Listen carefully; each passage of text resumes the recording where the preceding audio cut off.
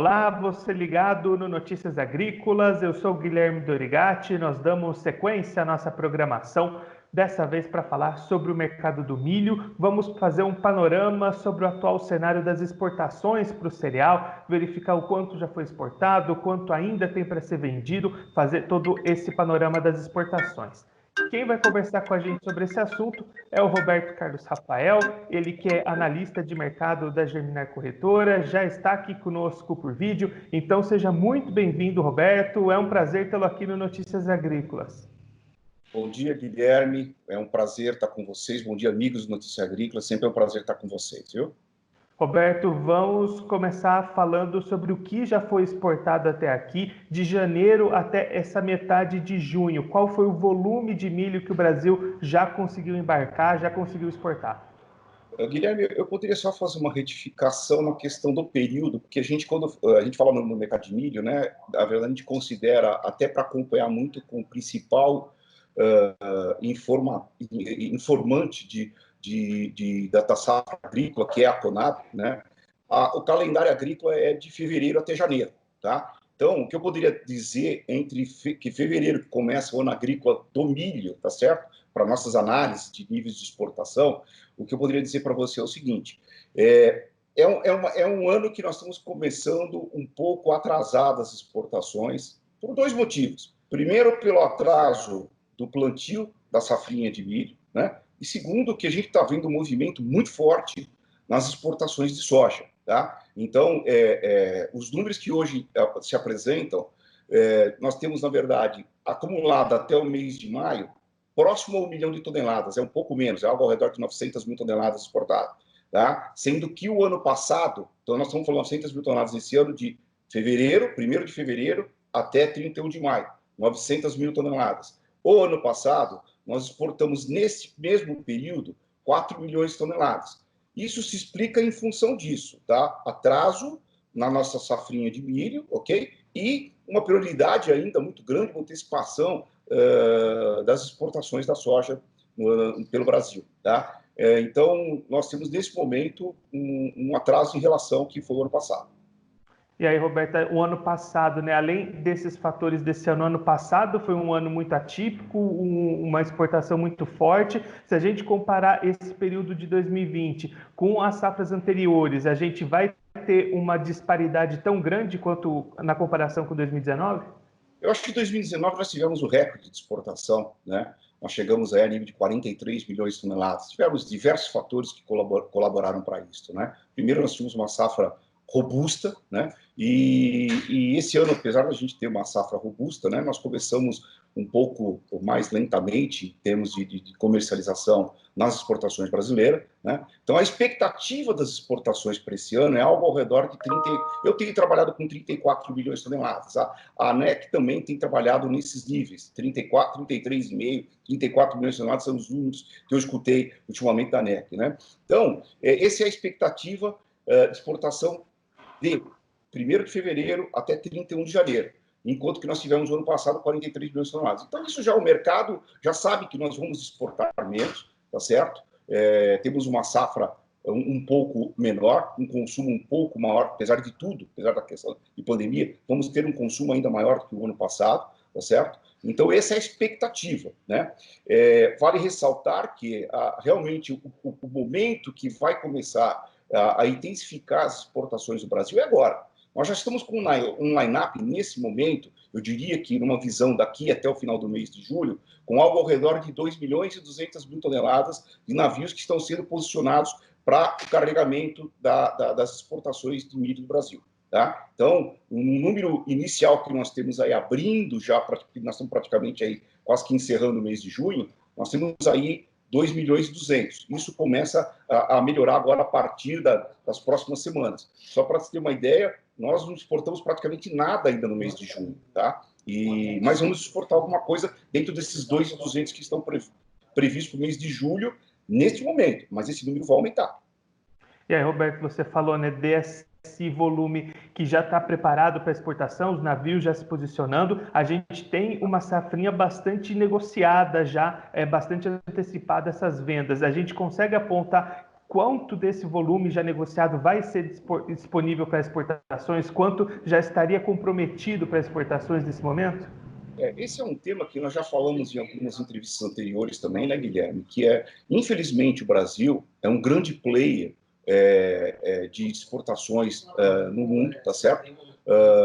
Estamos falando aí nesse ano 34 milhões, deveríamos ser o segundo maior exportador. A Ucrânia quase chegando ali, deve exportar uns 33 milhões de toneladas. Então, é um grande exportador, mas é o único país que não tem uma informação precisa. Ela existe. Na verdade, eu já fiz até abordagens com o Ministério da Agricultura que teríamos que ter uma informação que nem nós temos nos Estados Unidos, né? E na Argentina, por exemplo. Nós sabemos quanto está fisicamente sendo embarcado até um determinado momento, tá? E existe também a informação daquilo que está comercializado para o ano agrícola, tá certo? Então, esse número é uma caixa preta, né?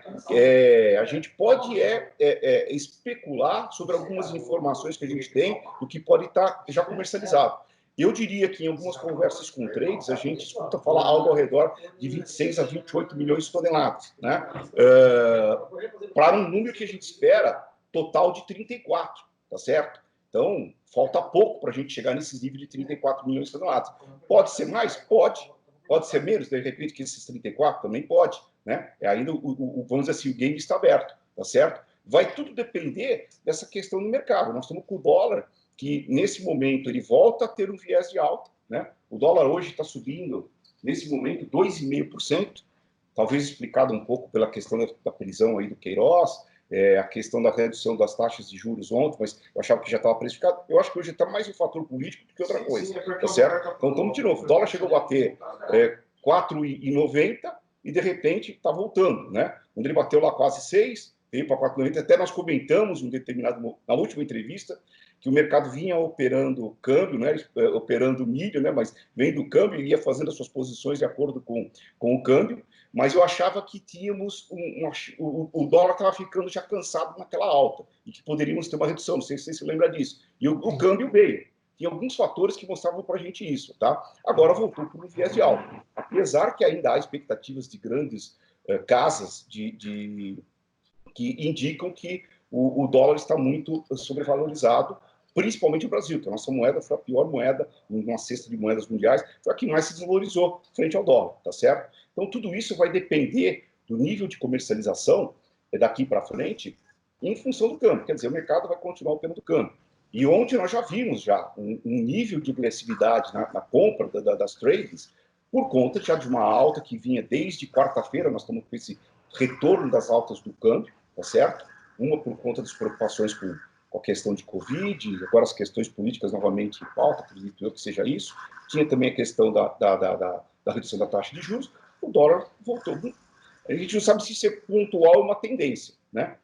Porque até a gente fala muito na questão dólar, que, na verdade, a gente fazer analista de dólar, ele foi criado justamente para o meteorologista não passar vergonha, tá certo? Então é um negócio complicado, não dá para saber para onde vai. Então, assim, o que a gente depende nesse momento é ver como é que o câmbio vai se comportar. Então, se o câmbio continuar numa alta, eu acho que a gente pode ver um nível de exportação maior do que o mercado está esperando, do que os 34 milhões de toneladas. Agora, o grande problema nosso é a falta de informação. Nós temos uma informação muito precisa, muito boa, que sai toda semana pela SESEC, que é o nível de exportação físico, que está saindo efetivamente. Mas o que está comercializado, o que está nas gavetas de contratos já comercializado, nós não temos. É um número que a gente no mercado comenta. Mas o governo deveria ter essa informação, até para posicionar o mercado, como faz o mercado americano, semanalmente. Olha, o nível de comercialização para a safra 2020, desse ano aqui, está em tantas toneladas. Essa informação, eu acho que está fácil de ser pega, mas infelizmente nós não temos ela disponível no Brasil.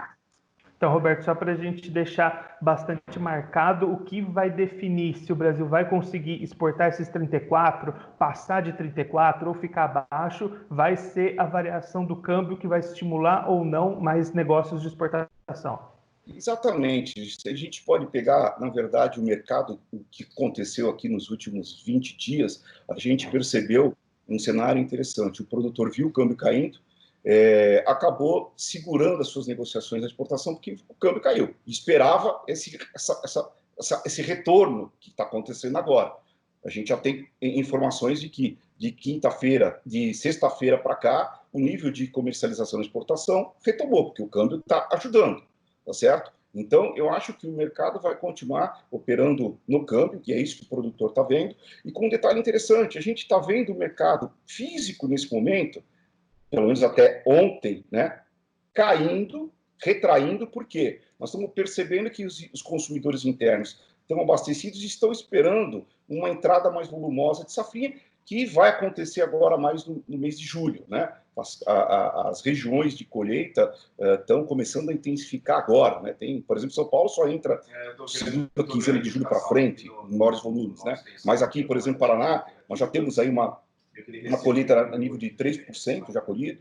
No Mato Grosso, já se falando em 15%, 16%, tá certo? Então, começa a se intensificar a colheita. Então, o consumidor está aguardando isso, teve ausente do mercado, o mercado caindo, mas agora, com o dólar subindo, naquele momento estava caindo, não tinha negociações de exportação. Agora o dólar subindo, o que a gente vê? A gente vê o produtor fazendo posições na exportação nesse momento. Roberto, para a gente encerrar a nossa conversa, falando um pouquinho da competição do milho brasileiro com outras origens aí nesse mercado, existe a possibilidade de repente, esse milho brasileiro perder espaço para milho de outras originações, por exemplo, dos Estados Unidos, que vai ter uma safra grande? É um outro fator para o produtor ficar de olho? Esse é um outro fator, né, Guilherme? Na verdade, o que a gente tem visto agora, o mercado da Chicago, ele meio lateralizado, ele vem trabalhando em uma faixa de 3,30, 3,40 já há algum tempo, tá certo? O que a gente vê é que, falando da safra americana, ela vem muito bem, ela foi plantada num tempo correto, as chuvas estão acontecendo, tá perfeito. Agora nós temos um período crítico, quer dizer, precisamos ver como é que vai ser a questão de chuvas, que vai vir agora nesse período aqui de julho até começo de agosto. Mas tudo caminha para uma safra recorde. Nós estamos falando que os Estados Unidos, ele nesse momento, até porque o mercado também aponta uma redução por conta de consumo de etanol, mas surpreendentemente o número do USDA traz um consumo, mesmo com a redução de etanol, maior do que o ano passado, né? Então, ou seja, nós vamos ter os Estados Unidos saindo de 50 dias de estoque de passagem para 80 dias. É muita coisa. Por isso que a gente vê os preços nesse nível que estão. E, para se ter uma ideia, os fundos de investimento, eles estão posicionados na venda. Tem mais de 300 mil contratos que eles estão posicionados e estão sobrevendidos, acreditando que, se as coisas realmente acontecerem, o milho pode até perder um pouco de valor. Então, o que o produtor tem que ficar atento podemos perder preço na CBOT? Podemos. Eu acredito que esses preços, no que está acontecendo nesse momento, pode variar entre 3,10 até 3,40, dentro do que nós estamos vendo a fotografia de hoje. Tá? Então, pode ter uma retração em Chicago, e isso daí vai ser, na verdade, então, o milho americano fica mais competitivo. Essa eventual retração de preços em Chicago vão trazer também retrações de preços nos nossos portos, tá certo? E, por outro lado, tem o câmbio. Aí o câmbio é aquela questão. Um país como o nosso é uma pena, mas infelizmente a gente não tem uma previsibilidade do que pode acontecer. O câmbio pode vir, de repente, para 4,70 com ir para 5,70, tá certo? Nesse momento o câmbio está pressionado. Então, o produtor tem que ficar atento, exatamente o que você falou. Câmbio e Chicago. Chicago é a atenção agora, vem um momento bem crítico, né? Mas, como eu digo, por enquanto anda tudo bem a safra americana, e é nisso que o produtor tem que observar, que pode ser que a gente veja Chicago recuando um pouco de preço em função de estar chegando uma safra muito boa. Roberto, muito obrigado pela sua participação, por ajudar a gente a compreender melhor esse cenário para as exportações de milho brasileiro. Se você quiser deixar um recado ou uma mensagem final para aquele produtor que acompanha a gente, pode ficar à vontade.